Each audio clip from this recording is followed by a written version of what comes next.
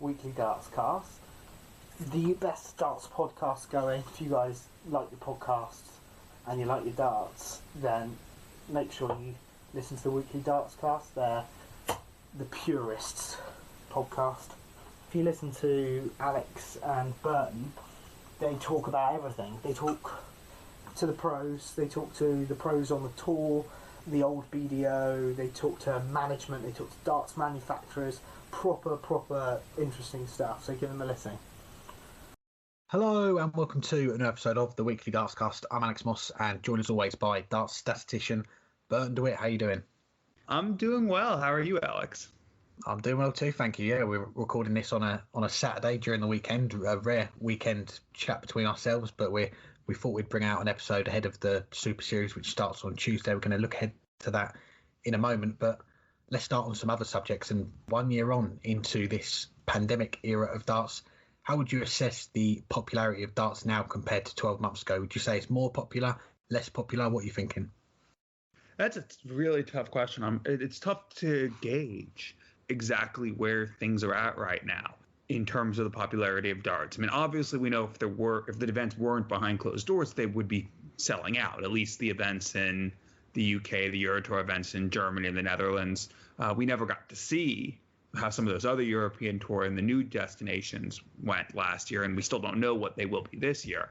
And that will be the gauge of how sport is spreading. Also, the World Series events might be some. But it obviously, I think, has taken a hit in some of the markets where darts was just starting to make an imprint. And until we see the PDC return to the United States, until we see, hopefully, a return of PDC darts to Asia, whether it's Japan, whether it's mainland China, whether it's somewhere else, it's going to be tough to gauge exactly where the popularity of the sport is and what kind of media attention it gets. Because if you go back to right before the pandemic, the sport in many ways was at an all-time high, spearheaded, of course, by Fallon Sherrick, bringing in an audience and bringing attention on a global scale that had never been there before with her 2 wins at the Alexandra Palace in the World Championships. It was a big opportunity for the sport to kick on with her, well, really, for the most part, headlining the 2020 World Series lineup.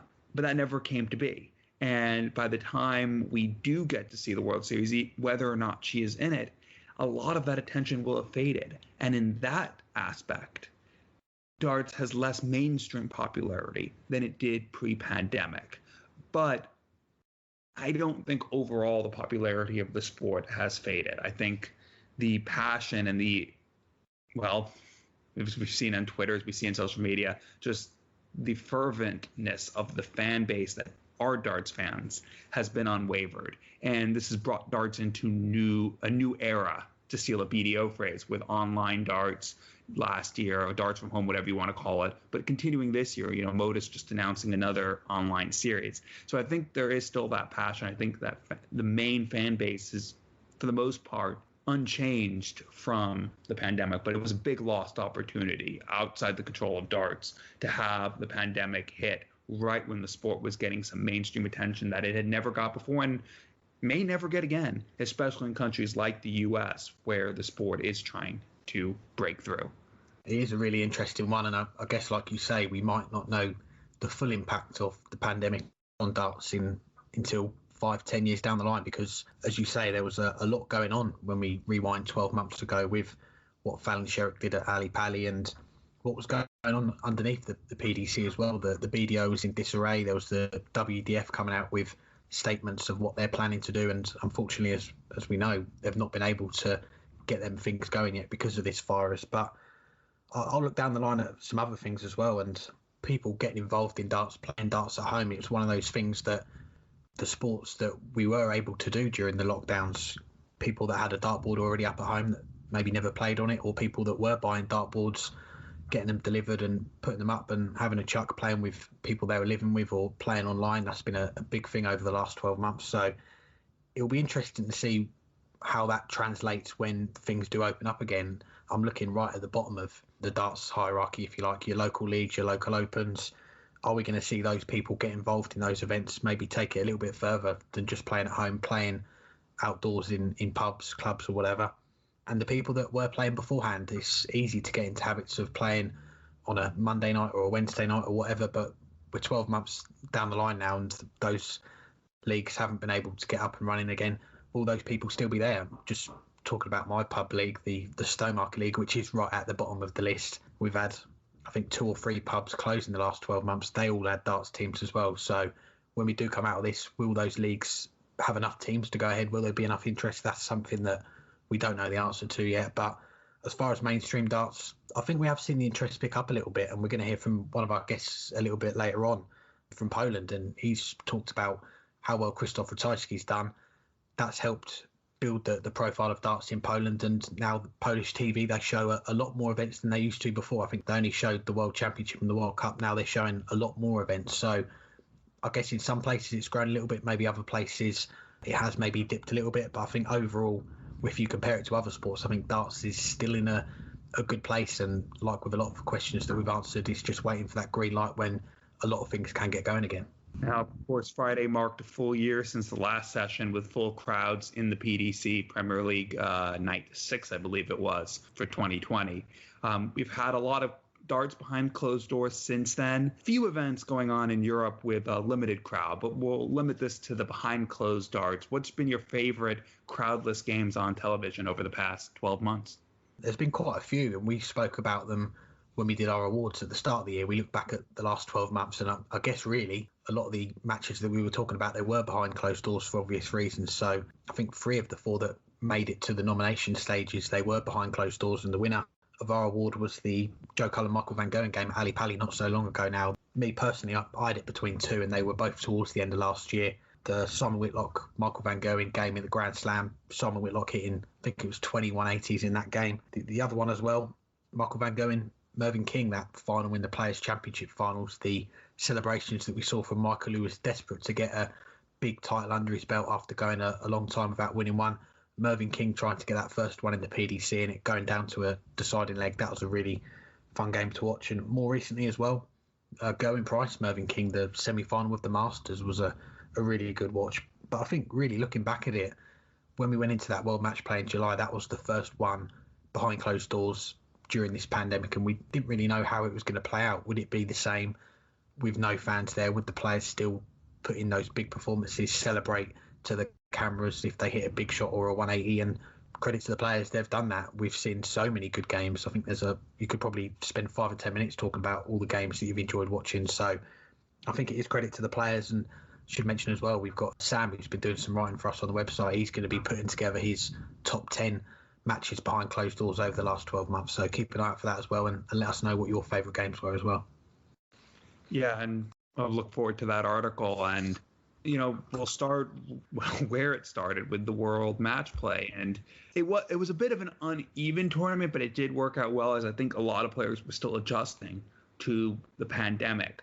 But there were some great matches that tournament. And that it's only 2 matches, but the entire day for the semifinals was just incredible. That Gary Anderson-Michael Smith match, I've talked about it a lot of times because who knows where we would be right now if Michael Smith had won that match. That could have been the springboard he needed to have a breakthrough, and he's fallen a little flat since then, and he hasn't kicked on. But boy, that was a great match. Coming back twice against Gary Anderson from 4 legs down to get it to extra time, and Anderson just lifting his game for those last 2 legs to get over the line in extra time, 18-16.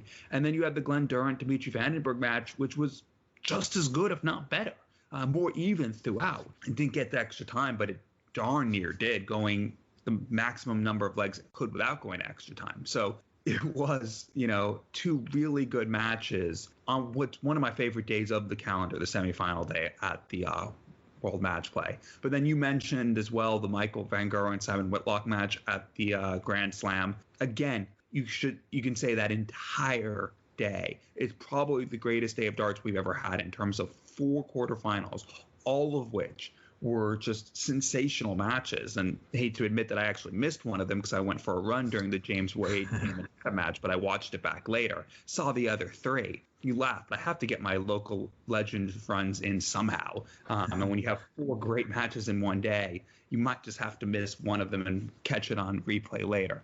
But yeah, that all four of those matches were just fantastic. And the other ones you said, the World Championship match between Joe Cullen and Michael Van Guren, Players Championship final between Michael Van Guren and Mervyn King, but just sensational matches. And there's been so many high standard matches, even this past UK Open, where you see players with 103, 104 losing, which of course happens in the Pro Tour all the time, but is less common in televised matches. It's become more common behind closed doors, even with the fake crowd noise there.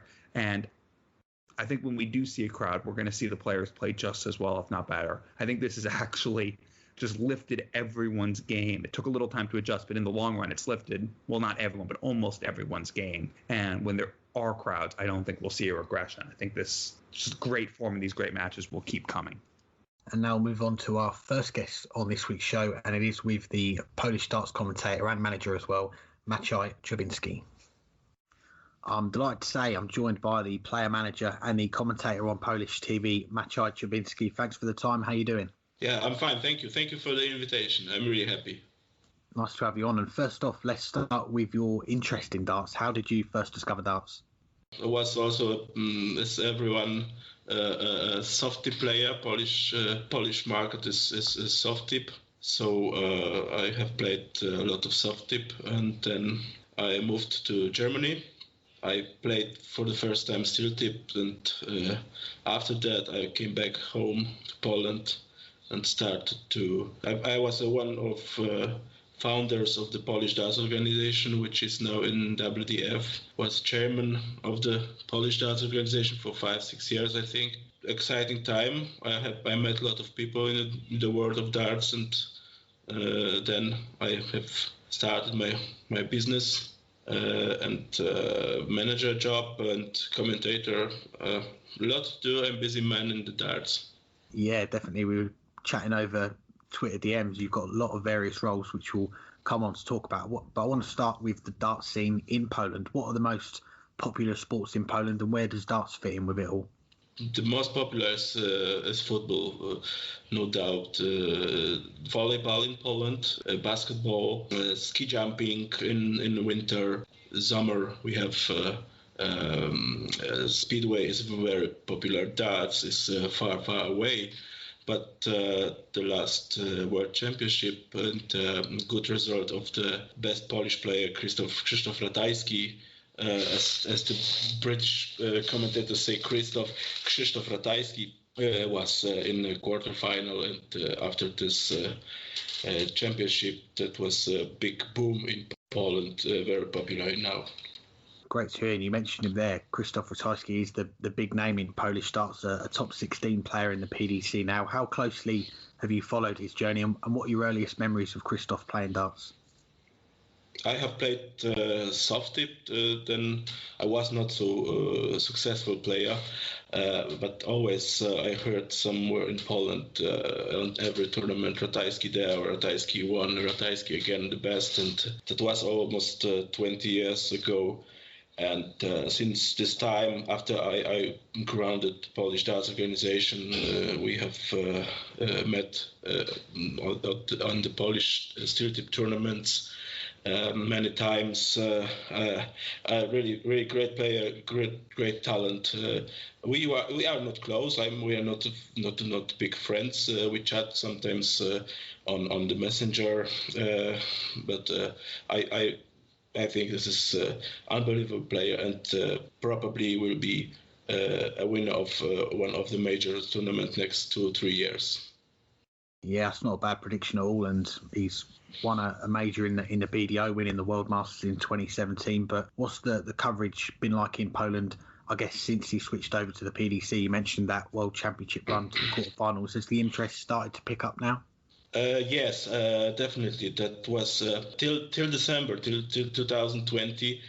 Polish television showed only World Cup of Darts and World Championships. After this big success of Kristoff, in January, Polish television decided to buy almost every television tournament from the PDC, and everything will be showed this year in the Polish national television, TVP Sport. Great news. Well, we had Werner von Moltke, the boss of PDC Europe on the show last year, and he said if Kristoff won the World Championship, he'd take the European Tour to Poland. How close do you think Poland is to having its own European Tour event put on?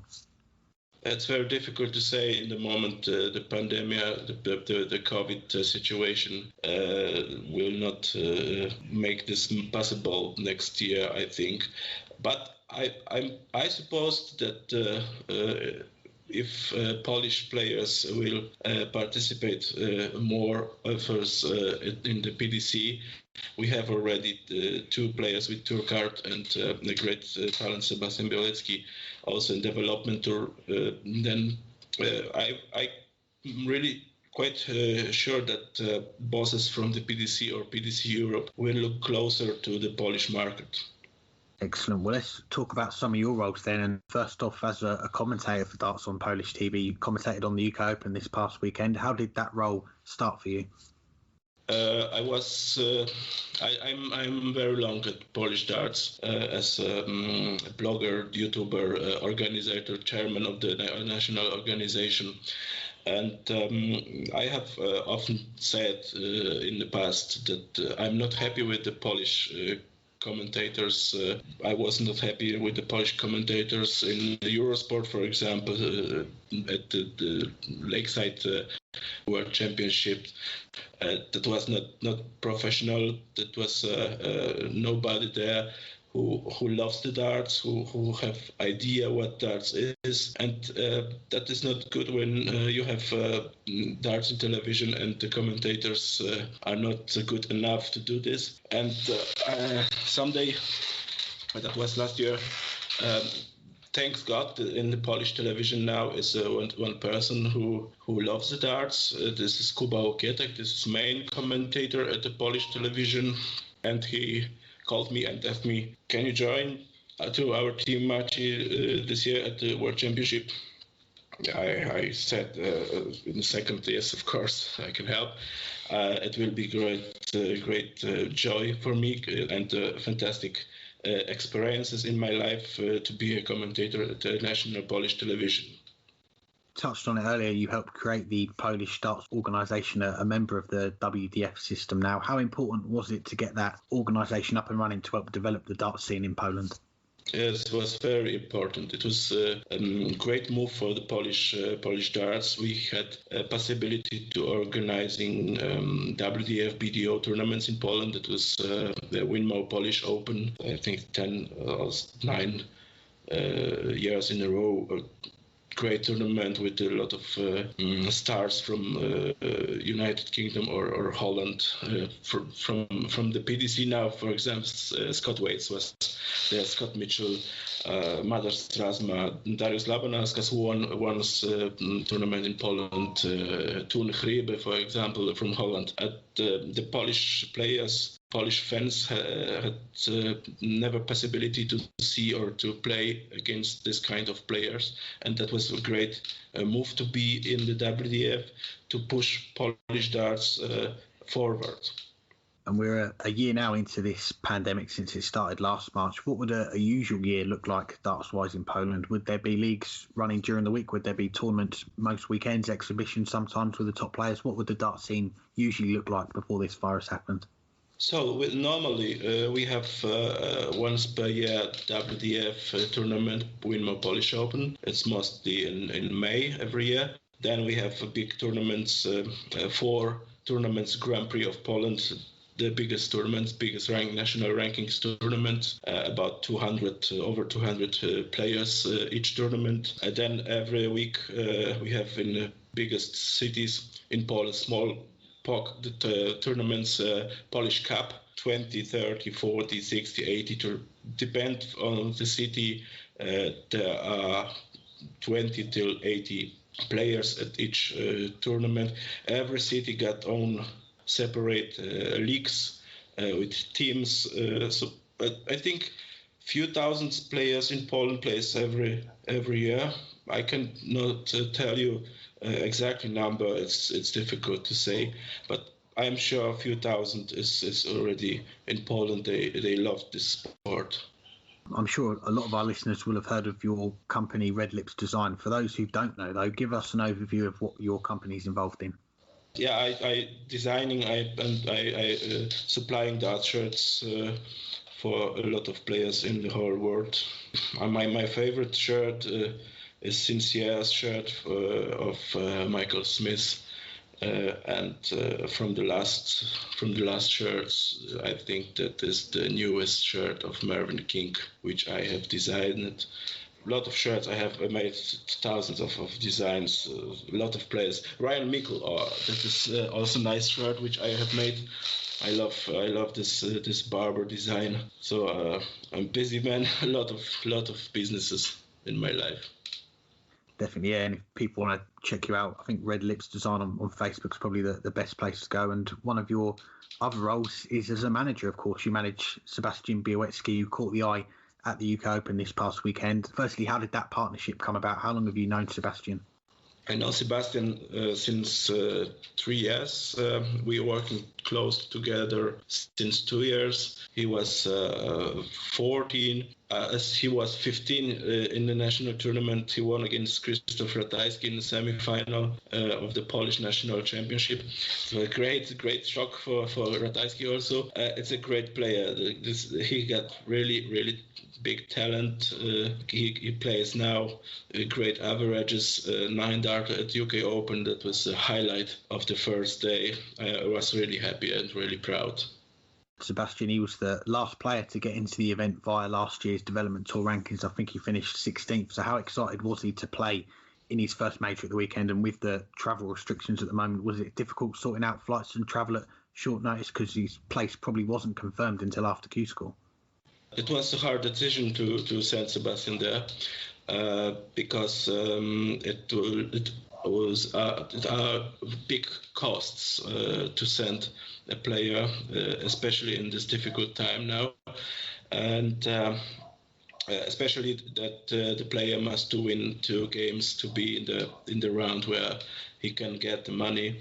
And the money which I gave for the trip was about €1,000, and it was big risk. But after the first game, after the third leg, when he hit 9 dart against Jim McEwan, I already knew that was a big and great decision from our side.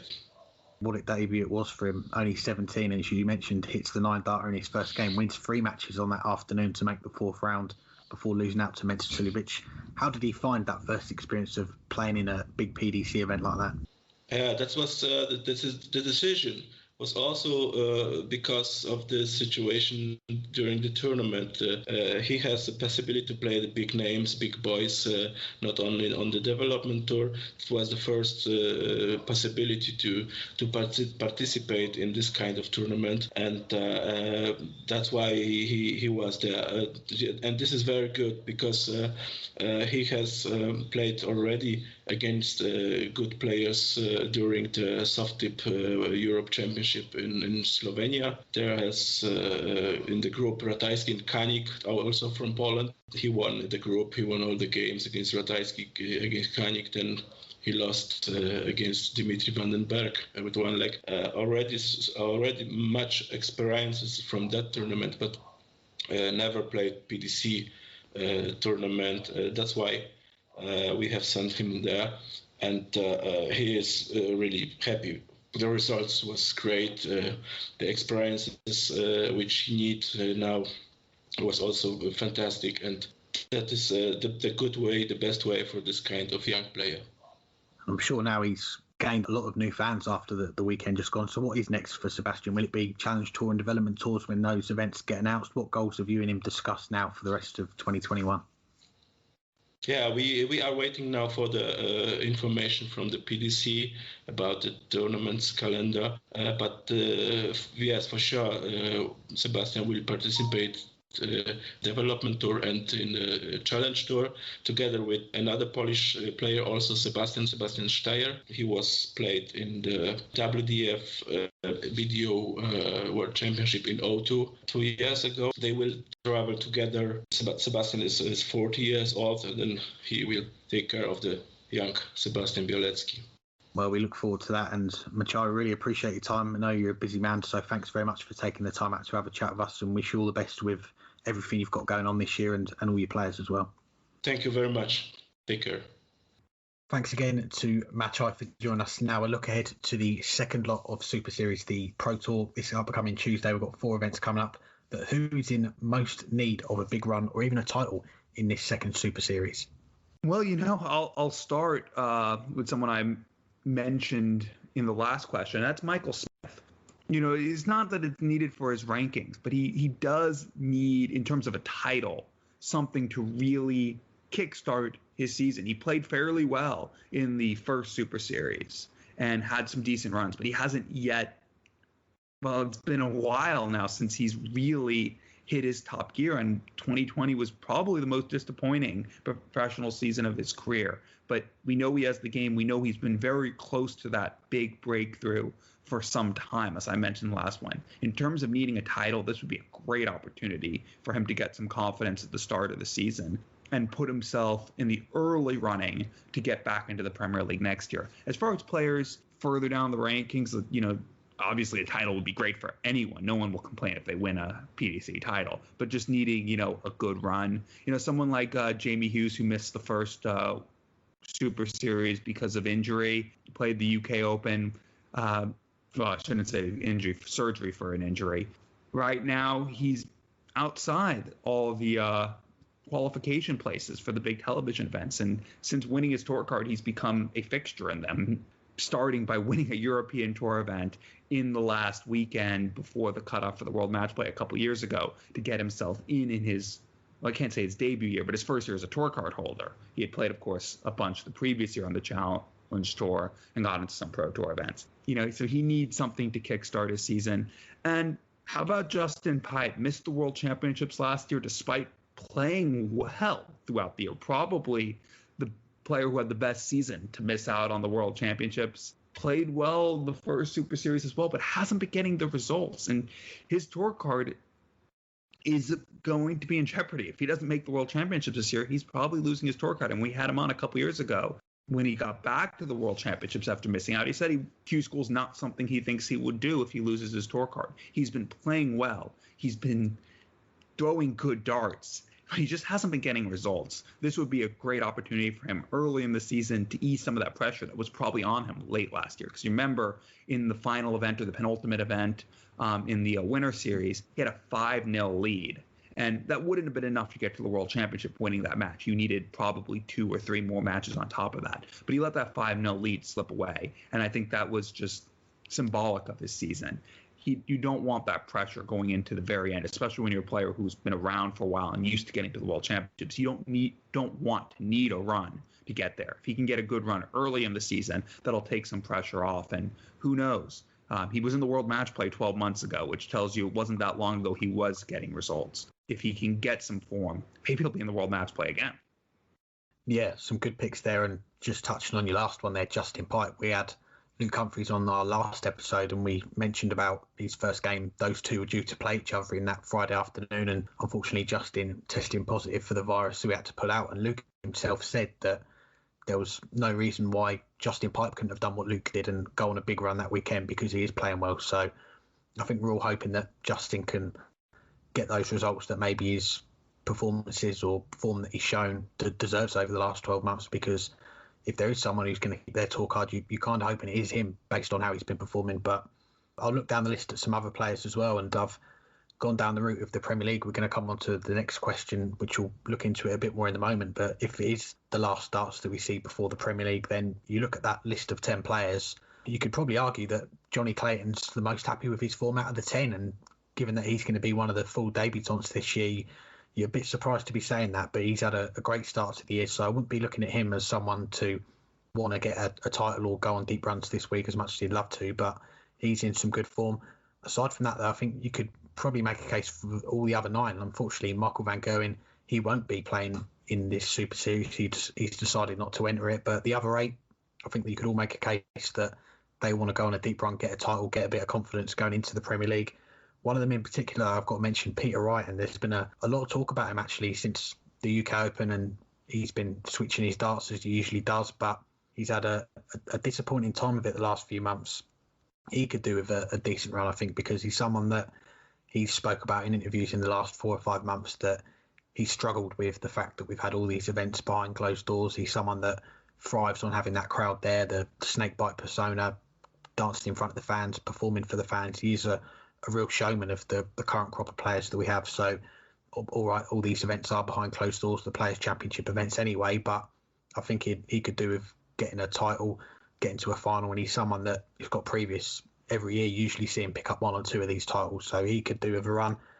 Aside from that as well, got to give a mention to a few other players as well, and it's still, we're in mid-March, still a long way to go before the World Match Play, but there's not a lot of events on the calendar at the moment, so if you're not in those current spots for the World Match Play, you kind of want to do it now, get yourself in those spots, just so you haven't got to worry about, oh, when's the next event going to be, when am I going to get the next chance? In usual years, they would know when that is going to be, but you're looking at players like Adrian Lewis, who's currently not in the spots, Simon Whitlock, Steve Beaton as well. He's been in it for the last 20 years, and back end of last year, missed the World Grand Prix, missed the Players' Championship finals, and a bit like Justin Pipe, he said he's probably one that's not going to go to Q School. So to stop that slide, I think he could do with a decent week. And I'll give a mention last one as well to Ian White. He's in the spots for the World Match Play. He's dropping down the rankings a little bit, but he's got a lot of European Tour money coming up over the next few months. And if you had to bet, will we see European Tour events before the World Match Play? You wouldn't be putting too much money on it. And you look back 2 years ago, he had a great run on the European Tour, picked up some titles, a lot of finals. So he could do with going on some deep runs, maybe picking up a title or two just to offset that money that he's going to be coming off over the next few months. Now, after this upcoming second Super Series, we'll have a 2.5-week break before the opening night of the Premier League on the 5th of April. Do you think the PDC might try to squeeze in some darts, such as another Super Series, during that 2.5 weeks? It's going to be difficult. I was just looking at the calendar, and 2.5 weeks after the last of the 4 Super Series events we've got coming up, and then the first night of the Premier League. So for 10 of the 128 tour card holders, it's not too long to wait. But I was looking when the next lot of Super Series events is, and that is April the 24th over in Germany. And okay, still 6 weeks away, but with all the restrictions and things going on, I know there's a few different things that have come into place with different countries, but you wouldn't be fancying that event to go ahead as things stand. But as I say, a lot can change in the next 6 weeks, but possibly, I mean, we could see, I was thinking maybe March 31st to the 3rd of April, maybe put on 4 events there, and then a couple of days later you've got the first lot of Premier League games. But it's going to be difficult, isn't it? It's very short notice, and I know the PDC, they'll want to put on as many events as they can for the players this year, and especially these Players' Championship events, if they can knock off as many as they can early on before we get the European Tour going and the other TV events. I think they'll take every opportunity to do so, but given it's short notice, you've got players from outside the UK that need to plan their travel and everything like that. It might be a little bit of a stretch to get something on before the Premier League, but if they do, happy days. We're all about seeing more events for the players. Yeah, and that last point you made there, well, the second to last point you made there about the players from overseas is the key thing. I just don't see how you can right now put something together on short notice. You know, we saw, was it Matters Rasma wasn't sure if he'd be able to get to the first Super Series because the airline canceled a flight. And with the way travel is right now, I think they were on once or twice a week flights between Latvia and the UK. So it's not easy to arrange a flight full stop, let alone one short notice. And that's why you need to announce these well in advance. I think what we'll see during the 2.5 weeks is the announcement of what will be coming after the 3rd Super Series. When will the 4th Super Series, so whatever follows it, come? Maybe even some European Tour events. I know you said, last question, that you don't think we'll see any European Tour events before the World Match Play. I'm still somewhat optimistic that we'll see some in June, or we'll see something. Maybe put the Gibraltar one in, because that one, no offense, the Gibraltar one never sells out anyway. So you can put it at 10% capacity and really not be turning many people away. So that might be where we start to see some European Tour events and start to get some of those events that have more prize money on the calendar. And hopefully during this 2.5 week break, we'll see some announcements. I think we'll at least see the announcement for what's coming for May, for exactly the reason why I don't think we can squeeze any more events in that time period, because the players coming from Latvia and from Poland and from Croatia need to start to have some idea of when they'll be playing again, so that they can sort their travel out. So I think that's what we'll have in the 2.5 weeks. Maybe even another home series wouldn't be a bad idea for the players who aren't going to be competing in the Premier League to have something that they can do over that long break. But beyond that, no, I don't think there'll be any additional Super Series filling into that time period. We'll just have announcements filling those 2.5 weeks. Plenty to talk about, I'm sure. Well, let's introduce our next guest. He's a 2-time back-to-back Reykjavik International Games champion. It is Pall Arni Petursson. I'm pleased to say I'm joined by the back-to-back Reykjavik International Games darts champion, Pall Arni Petursson. Thanks for the time. How are you doing? Yeah, I'm very good. And it's been a month or so now since you defended your title in Iceland. How good did it feel when that double 10 went in to retain the Reykjavik International Games Darts Championship? Yeah, oh man, it was a really good feeling. Really good. You started off with a round robin, then you moved into the knockout rounds. I've got to mention the semi-final that you had. You took out 118 to go 5-3 up. Your opponent comes back to 5-all and you survive match darts. How relieved were you to get over the line in that game? It was a big relief. You know, Guðjón is always a difficult opponent, especially on critical times like these finals. So it was a big relief.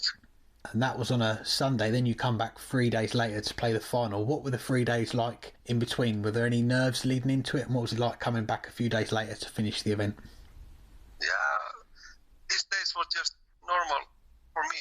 I was of course thinking about the final, and I was looking forward to play my best. So I had been doing good in the tournament. I just lost 8 legs, and there were 5 against Guðjón, and of course it was a sweet feeling to win the second year in a row. Yeah, I mean, the final couldn't have gone much better, could it? It was shown on national TV in Iceland, a 7-1 win to make it back-to-back titles. What's the reaction been like back home from the people who tuned in to watch it? Yeah, it was really good. I received a lot of messages and calls from people congratulating me and telling me they were watching and having so much fun. So. The event as well, it was I understand the biggest for entries in a tournament in Iceland ever. I think 110 men entered the men's event. How pleasing was it to be the last man standing in what was the largest field for a darts tournament in Iceland? You know, like I said, the feeling was really good, and you felt like you were playing abroad where the framework was so very professional. So it's a great feeling. And from watching on here in the UK, we were a little bit envious because you guys were obviously playing in person, which was great to see. What has the last year been like in Iceland during this COVID-19 pandemic? We have been playing a lot of tournaments online during COVID, but I've been working a lot of out of sea, so I've been able to play dart a lot after the summer. It's been at the sea and not playing dart that much. What are things like in Iceland now? Are they starting to get back to normal, or are there any restrictions that are still in place? No, we have been doing really good ending the pandemic, so we are step by step getting back to very normal situation, but not like it was before. So good to hear. Well, let's circle back to the beginning for you in darts. What are your first memories of darts, be that watching or playing, and how did you discover darts?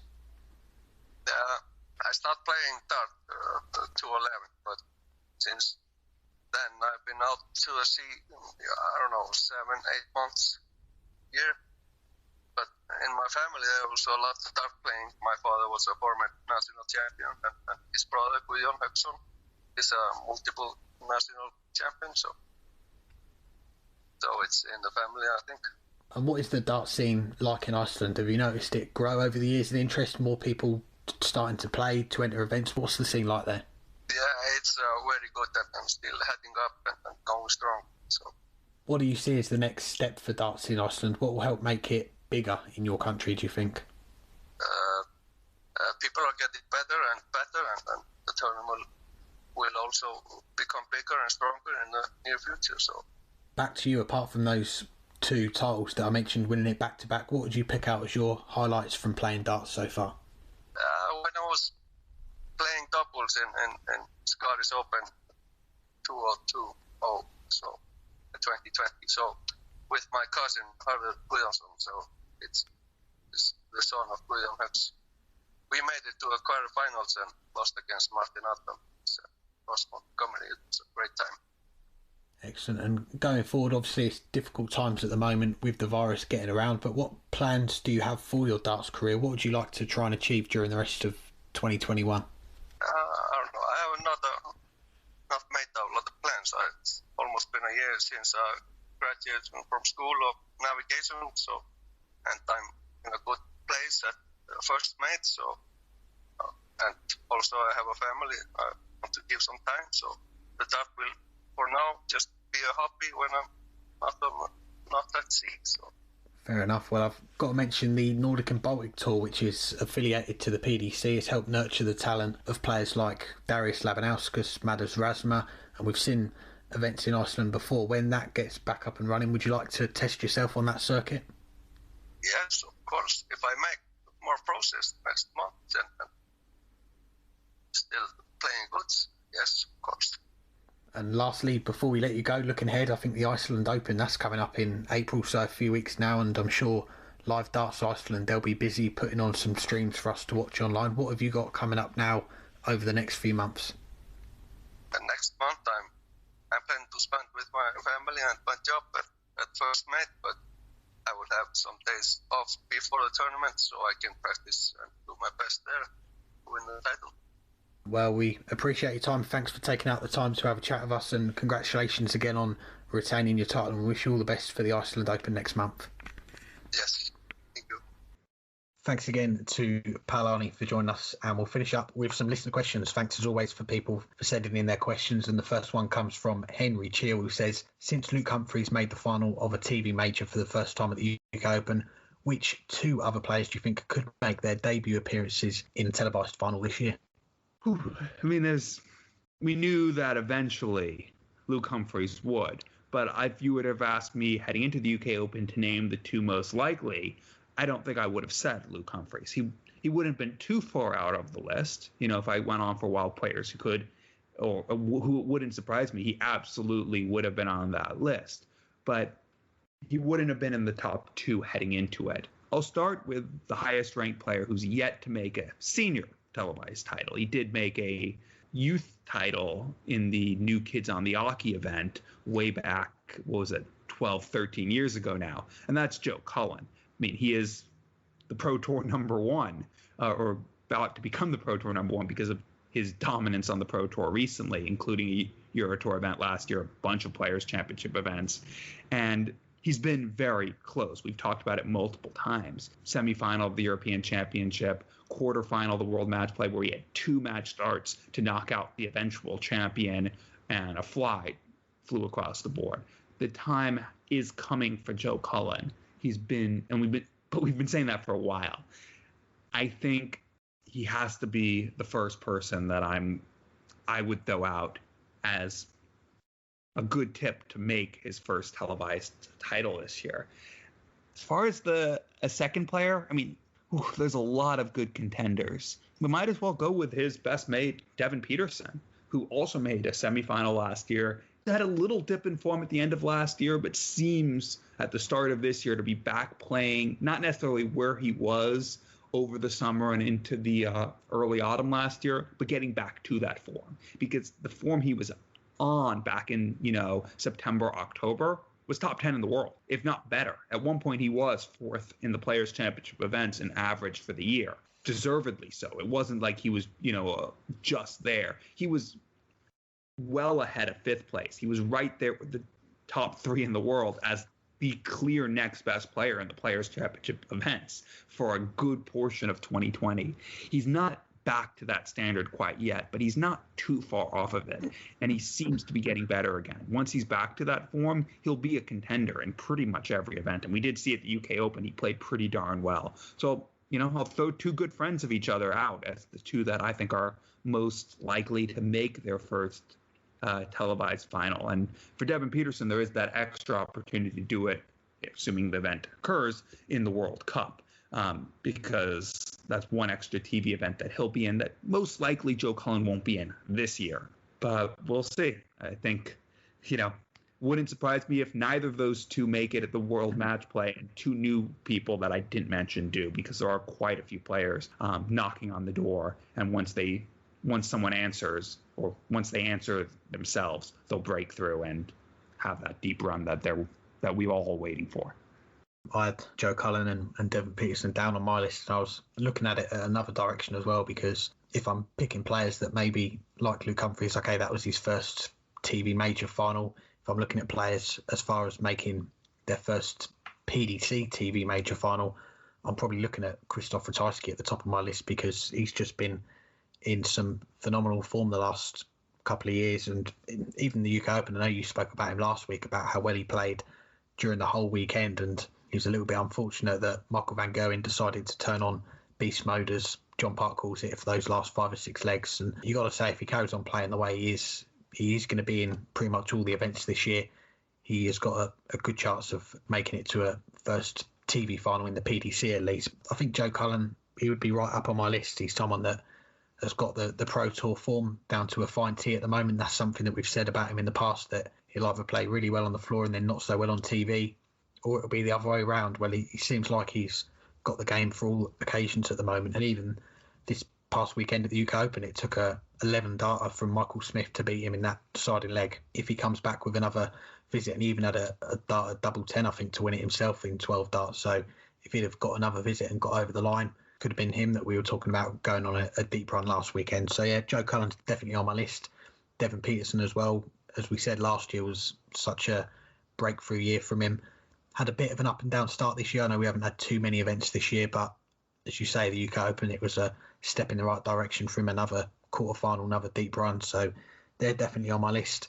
A player that's made a lot of TV finals, but I'll give him a mention because he's not been in a TV final for a few years, but Simon Whitlock, the way he's been playing over the last 12 months, okay, his Pro Tour form, he probably needs to pick that up because his spots in some of the events is not quite certain at the moment, but the way he's been performing on TV and on stages the last 12 months, I've got to back him to maybe make a final this year as well, and it would be the first, I think, since the end of 2018, so it's been a little while for him. Our next question comes from George Dobson, player that we've talked a lot about over the last 4 years, but a little less recently. Rob Cross, a bit of bad form last year. Where do you think Rob Cross will be ranked by the end of the 2022 World Championships? And as George Dobson says, I'm really worried for him. Yeah, I think we are too. We've not had a lot of Rob Cross appreciation minutes on the show for a little while now. And as you say, when we first started the show, that was the year that Rob Cross really announced himself. He went on and won the World Championship on his first year. That first year, he went into his first World Championship as a seeded player as well. He had such a good start to life in the PDC. And you got to say, this next 6 months or so is going to be a massive 6 months for Rob Cross, because you look back 2 years ago, he won the World Match Play, won the European Championship. Those are two big checks that he's got to try and defend. Okay, he doesn't have to do it in those events, but throughout the year, he's got to defend that prize money or better it to keep himself up those rankings. He's dropped down to 5th after the UK Open. And if he has another year like he did in 2020, I think he didn't break £100,000 as far as ranking events. If he has a similar year to that this year, he's probably going to be out the top 16 at the end of the year. Now, the one thing I can say that is in Rob Cross's favour is that he's going to be in all the events this year. And you've also got to point out as well that the last couple of years, World Championships, he's not had a good run. He's gone out in his first game in the second round the last couple of years. So that's 2 lots of £15,000. And if you're going to have a big run on TV, that is where you want to do it. And he's capable of doing it. We've seen him win the whole thing before. So I wouldn't say he's in crisis mode at the moment, but when you look at how much he's got to defend, if you are a Rob Cross fan, you have got to be worried. But we've seen it before. He's won the world title. People start calling him a one-hit wonder when he had a bad patch, comes back and he becomes a 3-hit wonder. So I certainly think we're going to see him become a 4-hit wonder before we say that he's going to drop out completely. But I think at the moment in time, you are kind of hoping that he does turn that form around and we do see him go deep in a TV event just to offset that money that he will be defending this year. Yeah, and you look back 2 years ago, and that's the money that he's defending. He won those 2 majors to become a 2-hit wonder and then a 3-hit wonder. But 2020 was a difficult year for everyone. And some people coped with the pandemic year better than others. And Rob Cross had a little bit more on his plate than, well, most other players had to deal with last year. Beyond the fact that, he wasn't defending the money for two majors, but he was defending a title at two majors last year. He has, young children. And his manager stepped away from the game in the middle of the season. Of course, that, also affected Stephen Bunting, Ricky Evans, James Wade. But those players didn't have the same pressure on them that Rob Cross did. And also having to go in right when we started darts back up again and have to fight for his Premier League life. There was a lot going on behind the scenes for Rob Cross last year, and it showed. And his performances dipped substantially.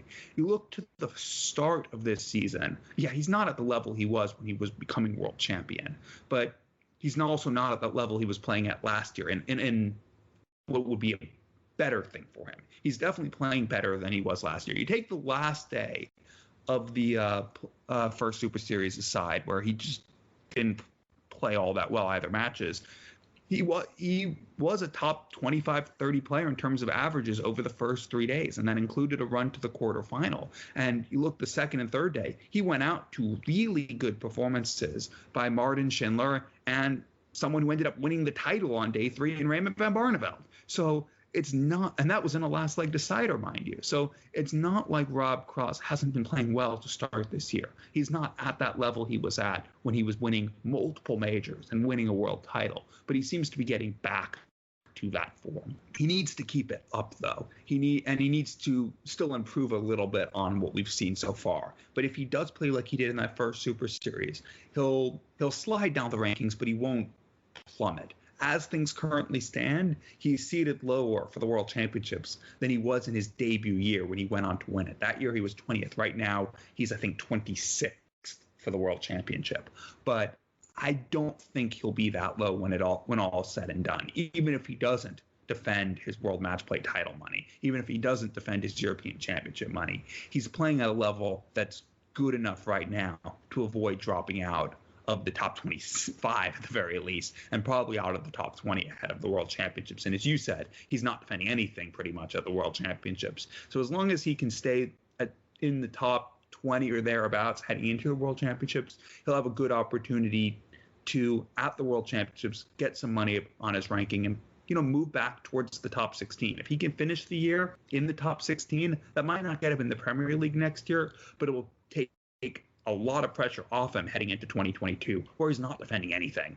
So this year it's just about avoiding a slide, and he's playing well enough right now to avoid a slide. Anything above that is bonus, and if he can get back to where he was 2 years ago, well, then he'll be in the Premier League next year and he'll still be in the top 10.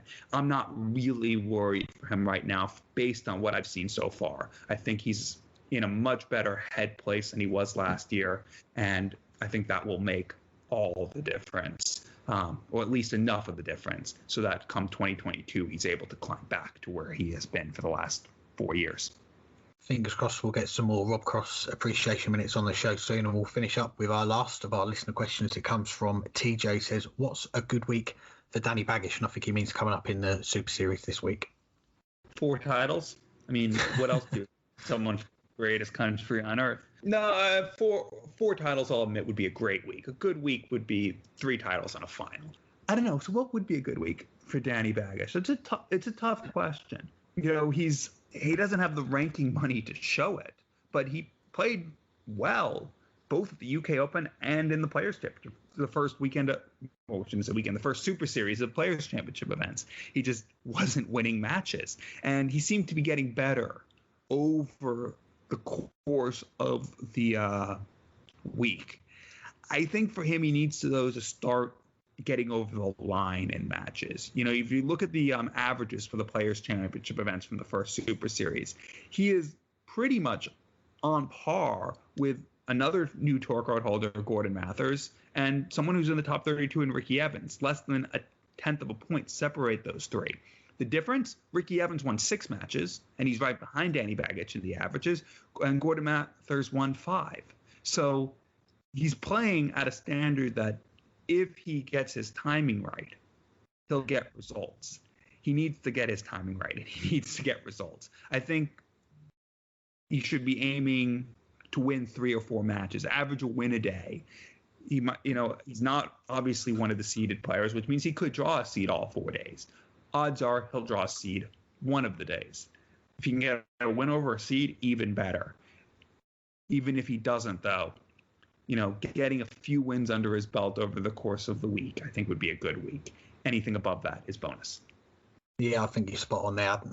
As much as we'd like to say we'd love to see him go and win one of these titles next week, I think it's going to be stepping stones for Danny Baggish over these next couple of years. And he's someone that he's not going to go under the radar, is he? Because he is the only American tour card holder on the PDC circuit at the moment. So he has got a lot of eyes on him from just not the US, but as he said when we last had him on the show, he thinks he's got a lot more fans in the UK as well. There's a lot of people that are supporting Danny. That support is something that he thrives on as well. He said it as well when we chatted to him last time, that he's not going to get someone to run his social media for him. He wants to see all those positive messages and engage with the fans. So he's taken that to the hockey with him, that he wants to do as well as he can for himself and his family and his fans and everything. But I think it is going to be a case of those small stepping stones. And as you say, one game on the last lot of Super Series events, that was his debut as a tour card holder. If he could, as you say, win 4 games, maybe win 1 game a day, maybe get to a last 32, just start to get that prize money on the ranking topped up a little bit and start rolling. Because as much as everyone wants to get off to a good start like Barney did, Alan Suter did, you've got a long time to get going. You've got 2 years. It's not a 1-year tour card where you've got to get going straight away. So he's got a bit of time. He's settled into life in the UK, I think, now as well. I don't know if he's going to be trying to head back between the next Super Series or not, but I think, yeah, small stepping stones for him. Maybe a last 32, maybe a last 16, pushing it a little bit, but he's a player that we've seen before. He's got a lot of ability, and it's just for him now getting used to being one of these tour card holders. Anything else for this week? As always, we should say big thank you to everyone for listening. Thanks to our guests for joining us. Shout out, as always, to our sponsor, Low Six, who present this show. If you want to download the PDC Picks app, get involved in that. You've got to be 18 plus, UK residents only, I'm afraid. T&Cs apply. Please gamble responsibly, begambleaware.org. And as you mentioned earlier, we've got the Modus League starting up again this week. We've got the Super Series, so hopefully we'll see a few contests on there for you guys to get involved with. And we've got the Premier League coming up as well, so we'll be doing our picks on the show again and letting you know who's going to win, who's not going to win based on our picks. So look forward to that, and we'll get into our darts trivia question. As you said at the end of the last show, people had to get in quick because we were going to do a quick turnaround for the next episode, and they did. We had a few responses early on when we put the episode out.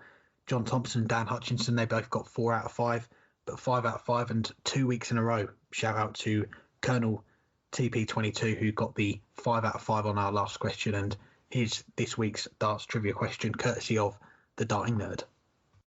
Well, it's trivia time now on the weekly Dartscast, and this one is set by Burton. Now, the PDC introduced tour cards in 2011. The top 96 in the order of merit all received a card. However, because the PDC changed the cut-off date for the top 96 quite late on in the season, they awarded 5 cards to players who would not have been in the top 96 if not for the change in date. The question is, which current tour card holder was among those 5? Thank you to Matt for the question this week. Of course, last week's, I'm going to say I got 6 out of 5 because I added an extra guess that turned out to be incorrect. But easy to forget that Colin Lloyd was the world number 1 back at the time that James Wade made his first televised final. Tells you just how good Colin Lloyd was for a period of time in the mid 2000s, and stayed pretty good and stayed up in the top 16 for a good 5-6 years after that. But yes, thanks to everyone who took a guess, and good luck to everyone guessing this week. Thanks to our sponsors, our listeners. Thanks to our 2 guests this week. We'll be back after the Super Series to recap Players' Championship events 5 through 8. Start to look ahead to the start of the Premier League and eventually the 3rd set of Super Series events in April. If there's anyone you want us to get on, let us know. Keep sending in your questions. Well, there won't be that much time to hang tight this week because it's a very quick turnaround to Players' Championships 5 through 8. But there'll be a lot of hanging tight to do for the 2.5 weeks after that. So I'll say hang tight because I always do, but I'll say real hang tight for a week from now.